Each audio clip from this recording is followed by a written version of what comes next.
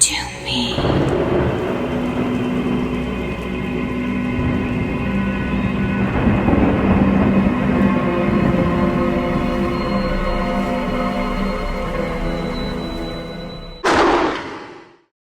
Greetings, my little lovelies. I hope I find you all well again, and as usual feeling tickety-boo. Now, not much time today, a lot of noise in the house, so I'm going to be as quick as I can.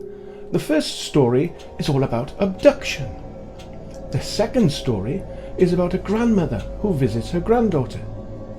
Nothing unusual about that, you might think. Only that the grandmother has died many years ago. And the third and final one also is about somebody visiting after they've died. Now, let's crack on, shall we? 4 weeks ago, on March the 20th, thousands of people around the world celebrated Alien Abduction Day. A surprising number of people in countries all across the world believe that they have been abducted by aliens. Despite the unusual nature of such claims, there are still a surprising number of people who believe that they have, at some stage in their lives, encountered beings from another world. The traditional abduction experience usually involves a person being taken from their home, subjected to medical experiments, and then returned with their memories of the encounter distorted or erased. There have been many high-profile abduction cases over the years, such as that of Barney and Betty Hill, a couple who in 1961 encountered an unidentified flying object while travelling through the state of New Hampshire, before experiencing then a period of missing time. Later, under hypnosis, they recalled being abducted by aliens and taken aboard a craft. Another well-known case was that of Travis Walton, a worker who disappeared after encountering a luminous disc-shaped object in the National Forest in Arizona back in 1975.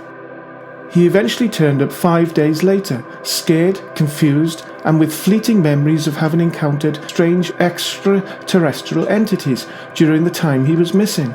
We do get these reports from time to time that people have been contacted directly by aliens, science writer and UFO researcher Chris Kowalski recently told CJOB radio station in America. It's an interesting phenomenon, he said. Maybe it's something as simple as misidentification or something else in their lives, but it's a very profound experience, and the numbers of people having such experiences is very significant. It's the type of thing that people scoff at, but at the back of it, surely there must be something to it. What do you think, folks? As usual, let us know your thoughts.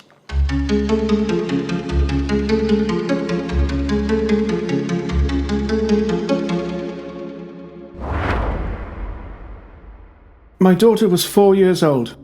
We were at my dad's, the house I grew up in with my mother before she passed away. I was 8 years old when she died. She had cancer and passed away at 40 years old. I always went to the house to visit with my daughter. She would play in either the playroom my dad had set up for her or in the TV room. It was around 3 p.m. and we had been there for a few hours and I wanted to go home. I called for my daughter and she didn't answer. I found her in the TV room. She was playing alone. She was smiling and looked at me, then looked away at something and pointed at something. I said, "What are you doing?" And she waved at nothing, smiled and said, "She's right there." I looked around and said, "Who?" She said, "Grandma." So I looked around for a picture. I thought maybe my dad had one in there, but there was no picture. I took her to the car. My daughter looks at me and says, "I wish we didn't have to go." She wanted to play. I wanted to play with Grandma. She is now 15 years old, and she still remembers it clearly. She really believed that she saw her grandmother.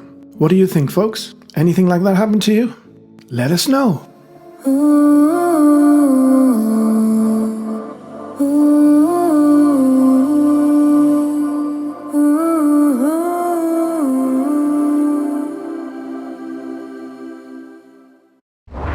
Before I begin my story, I want to tell everybody who's watching that I don't take any drugs.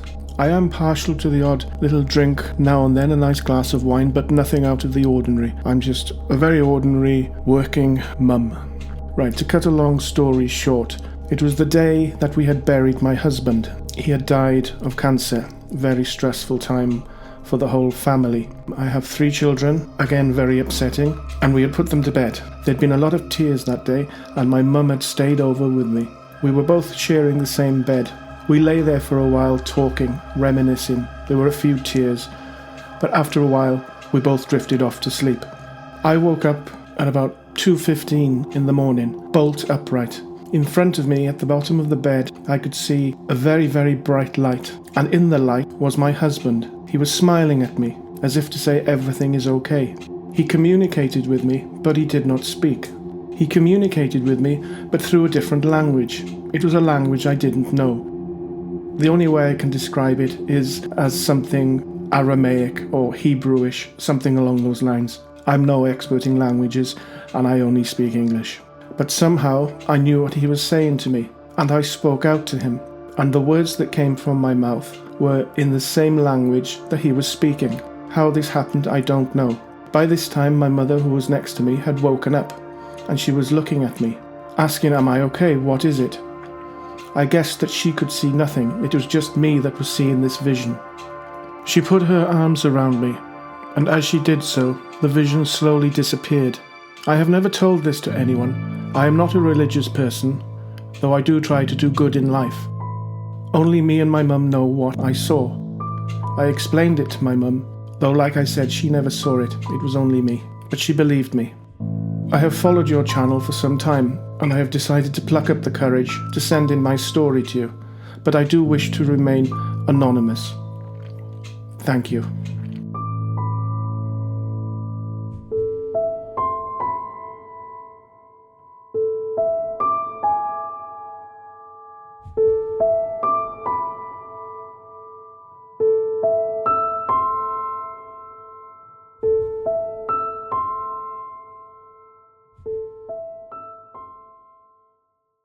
I'm back, my little lovelies. Hope you all enjoyed them. As usual, let us know your thoughts. Keep everything nice and clean and tickety-boo. Right, that's all from me for this episode. Until next time, my little lovelies, take care, stay safe. Ta-ta, my little lovelies.